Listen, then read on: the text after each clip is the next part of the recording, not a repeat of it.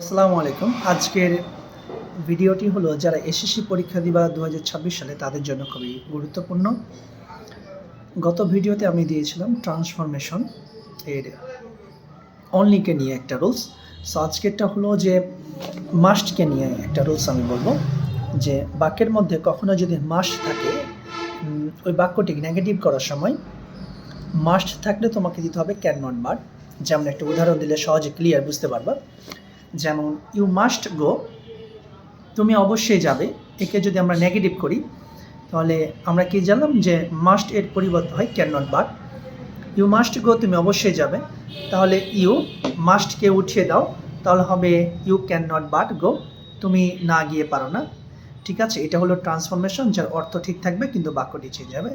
যেমন আরেকটি উদাহরণ দিই, যেমন আই মাস্ট গো, আমি অবশ্যই যাব, নেগেটিভ করলে হবে I can not but go. Okay, অর্থ ঠিক থাকবে কিন্তু বাক্য চেঞ্জ।